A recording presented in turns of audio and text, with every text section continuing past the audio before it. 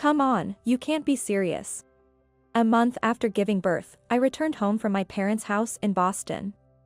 My husband, John, saw me as soon as he got home from work. Dropped his briefcase at the sight of me and blurted out those words. Your body shape has changed a lot. What? My name is Emily, and I'm 31 years old. I'm a housewife who just gave birth last month. Returning home excited for the new life ahead with our family of 3, I was greeted by John's blatantly insensitive remarks. I was at a loss for words, wondering why he would say such things, as I thought he would have been so keen to see our newborn baby for the first time. John and I met at work and tied the knot. After graduating from high school, I worked in the accounting department of a company in downtown New York, where John was my boss. We settled in a home close to our workplace. Due to my family's home being far away, I went back there shortly before my due date. And a month after giving birth to our daughter, Michelle, I returned home. John couldn't find the time to visit me and our baby in Boston due to his busy work schedule, so this was his first time meeting her. And yet. Seriously? I just got back from a long trip and this is what I get? At first, I thought he was joking, so I responded lightly. But it turned out that John was serious. Come on, you've gained what, 20 pounds? Well, yes, but it's normal to gain 20 pounds during pregnancy, which I read in a pregnancy book, I retorted.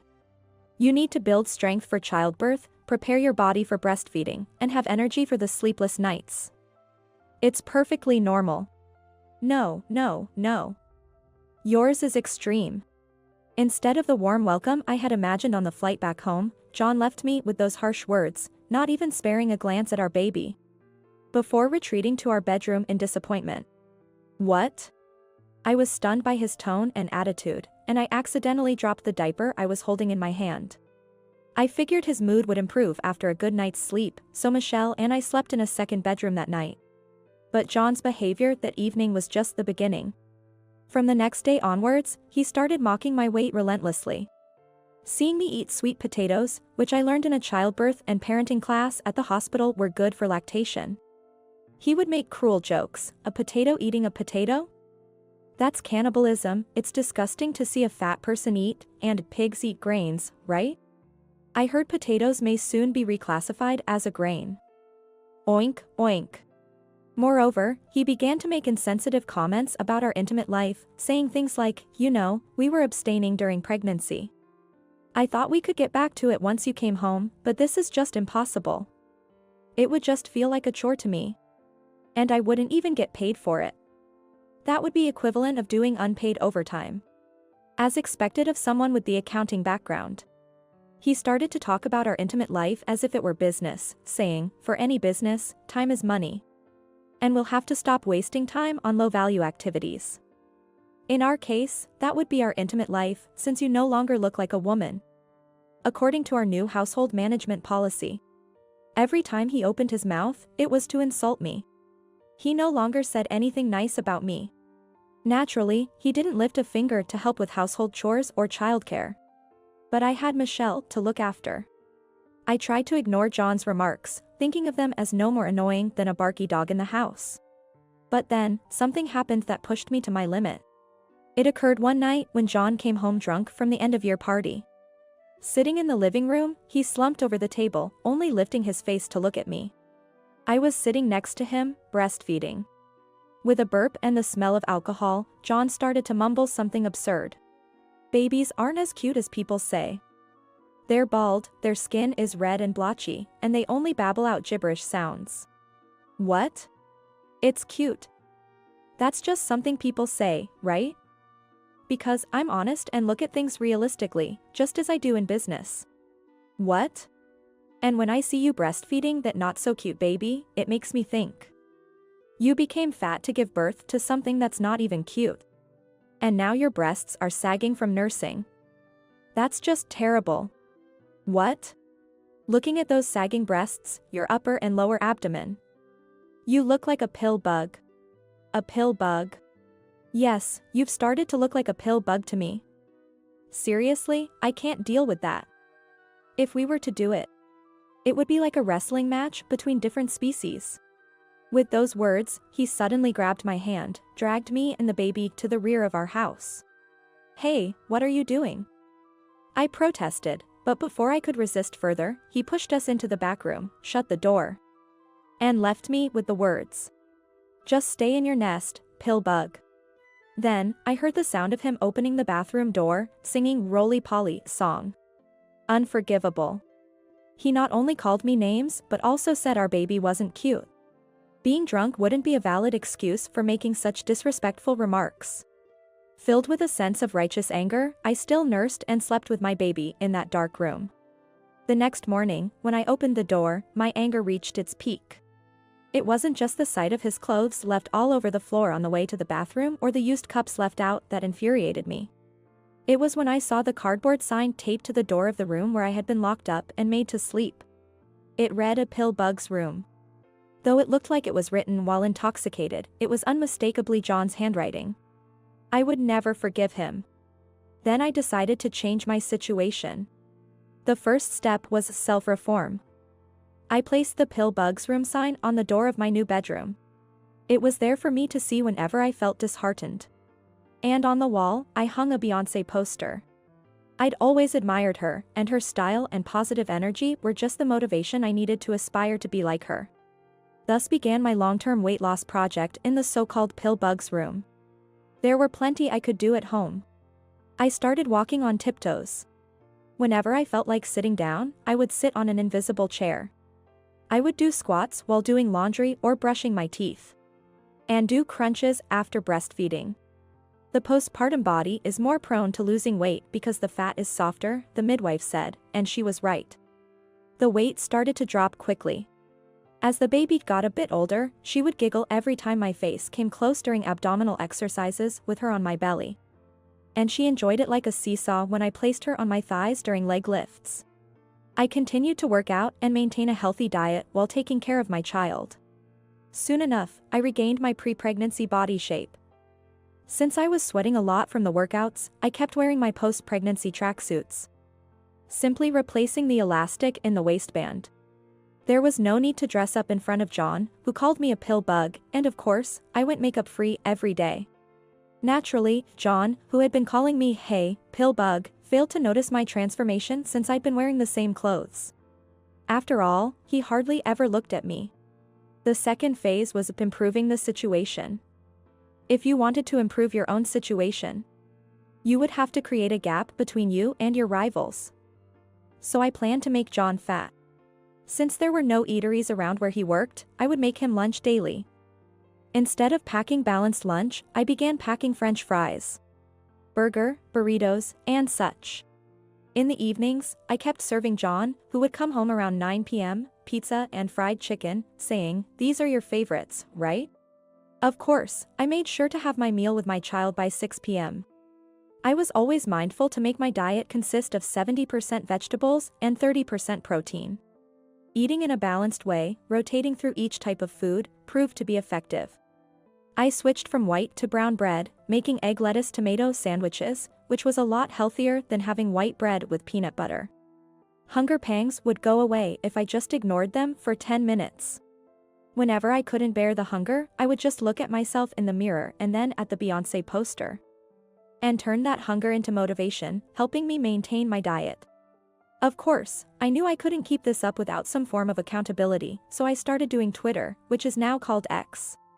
All I did was take a photo of my belly every night before taking a shower. I posted those photos daily on Emily at Home Workout, along with the exercises I completed. 4 years passed. My daughter started kindergarten. By then, our daughter had grown and started talking a lot, perhaps becoming cuter in John's eyes, and he began to show her affection. But after all he had put me through, and the things he said to me when our daughter was born, it was too late for me to forgive him. Not to mention, the nickname Pill Bug had stuck, fueling my determination even further.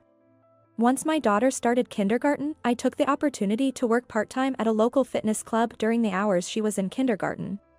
I was just working at reception and doing cleaning. But being around customers who were highly conscious about fitness and beauty helped my own sense of beauty develop even further. And everyone said, "Emily, you look so beautiful, and you have a great figure too." I was convinced that I definitely fell into the beautiful category. Now, the time was right. I was determined to confront John with everything he said to me for the past 4 years. On Tuesday, at 1 p.m., at the cafe run by John's parents in Coney Island. John's parents owned a cafe that served desserts near a famous landmark, a popular tourist spot. Featured in guidebooks, the cafe was bustling. As John's parents had been asking me to bring their granddaughter whenever we had time, I decided to visit their cafe. Tuesday afternoons were relatively quiet, so John's parents left the part-time staff to handle the customers while we had a little time together in the garden at the back. John said he would come to meet us in the afternoon as he had to go to the office in the morning and do the month-end close. After sending John off to work, I carefully applied my base makeup and straightened my hair with the hair iron. Though I usually kept my hair in a bun in front of John, letting it down and ironing it revealed glossy waves. I drew on eyebrows, which I had barely any when I was barefaced, and instead of wearing the tracksuits, I put on a light pink summer dress. Size 4. I wouldn't let John call me a pill bug again. I deliberately arrived 10 minutes late. John had already texted me saying he was at the cafe. "You're late." What, does a pill bug move that slow? I received another message from him just before I entered the cafe. Snap. I did something on my phone to make it sound like that before I put it away in my handbag. I couldn't wait to see what was going to happen. I took a deep breath, puffed out my chest. As I opened the door, it made a tinkling sound. John's mother, hearing the door open, exclaimed in surprise, "Welcome." Oh. Oh my. Emily. I've missed you, and Michelle too.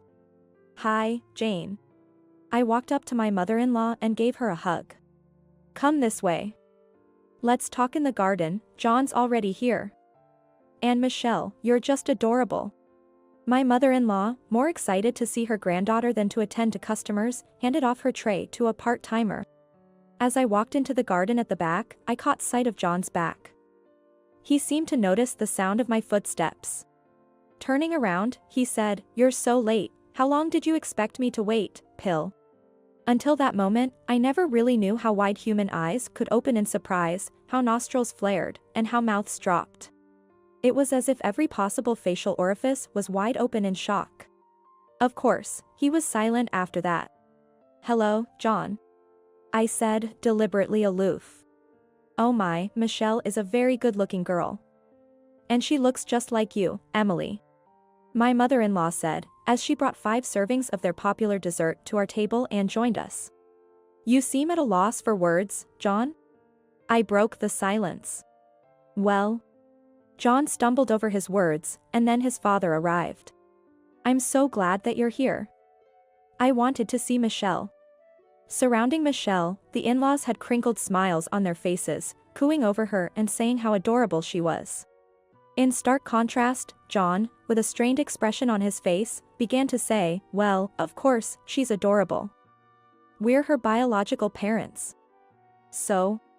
The conversation began. Without missing a beat, I retorted, "Yes, you and a pill bug are her parents if that's what you meant to say." John froze, and his parents stopped engaging with Michelle. "What did you say?" My mother-in-law asked for clarification. "I said a pill bug. John has been calling me that since I gave birth, saying I don't look like a woman anymore. Or worse, I just look like a pill bug." "Wait, just wait. If you had lost weight quick enough. You didn't even notice I was losing weight. You said you couldn't see me as a woman anymore and shoved me into that back room, didn't you? And you didn't notice my transformation at all. For the past 4 years, you haven't even looked at me, but just kept calling me a pill bug." I pulled out the cardboard sign labeled "Pill Bug's Room" from my handbag and placed it on the table. My in-laws were stunned. "Look," I continued. "I hope this sign alone shows you the kind of treatment I've been enduring, but this isn't the only proof that I have." I took out my phone. Screenshots of John calling me a pill bug on text messages, including the one sent just before my arrival at the cafe. The sheer volume of evidence left my in-laws speechless. "John, what have you done?" his father said in a strained voice as John shouted angrily, "This is ridiculous, gathering evidence like that. Then, laughter came from behind. Wow, is that for real? Two high school girls at a nearby table were giggling and looking our way. Guys like him always yell at beautiful women. That's just hilarious. He should look at himself in the mirror, a creepy, fat man yelling at others. Their laughter and comments were clearly audible at our table. Speaking of pill bugs, what about you now? You've gained weight and become less presentable. I paused for a moment before retorting sharply. You look more like a stink bug. After saying that, I turned to John's parents and showed them a photo taken right after giving birth at the hospital. Please have a look at it. This is Michelle right after she was born, and me. John's mother, looking at the photo and having tears in her eyes. I remember seeing this photo. Michelle looked so small, so adorable. I was so glad she was born into our family. But after giving birth and coming home, John told me that wasn't right, that he couldn't see me as a woman anymore. And even said that because my body changed from nursing, I looked like a pill bug. The last straw was when he said our newborn Michelle wasn't cute because she was red and blotchy. John's parents were at a loss for words. I've had enough. I pulled out a business card from my handbag. I've just shown you the evidence of the treatment I've been receiving from you, John. I think it's time to end our relationship. Here's my lawyer's business card. You'll hear from him very soon. So be prepared. Wait a minute. You're just a pill bug leeching off me. How do you plan to feed Michelle and yourself? John's predictable retort was something I was already prepared for. I quickly grabbed my phone off the table and switched the display. My ex account. Emily at home workout. My followers had already exceeded 10,000. Michael, the manager at the fitness club, said, after seeing this, he'd hire me as a full-time employee. The screen was filled with comments like, amazing how you lost weight at home. You're an inspiration. Emily, you're so beautiful. I admire you. Enough. Suddenly, my mother-in-law raised her voice. John, you have no idea how hard it is to become a mother. Childbirth is incredibly painful. Gaining weight is about maintaining the strength to endure the labor pain. Mothers can hardly sleep to look after their baby. And you. You didn't know any of this. Continuously calling your wife a pill bug, how can you even apologize to Emily? Shame on you. Then, she turned to me, Emily, I apologize on behalf of my foolish son. Please, let us know if there's anything we can do to help you. And I hope you could still let us see adorable Michelle from time to time? Right. Since we run a busy cafe, we should be able to support you financially. We'd be grateful if you could let us celebrate Michelle's birthdays without our foolish son, my father-in-law added. And soon after that, I started working as a single mother at the fitness club. Mommy, my friends say you're beautiful. Michelle always tells me. To which I always respond. To be beautiful, you have to work hard. It's important to believe in yourself and strive. I hope you grow up to be someone who could show care and put in a big effort. As for the stink bug. I mean John, I heard from his mother that he tried to lose weight in hopes of getting back with me. But apparently, he couldn't even stick to a diet and remains a stink bug to this day. I have started working in earnest at the fitness club, and at the same time, my ex-followers have now surpassed 20,000.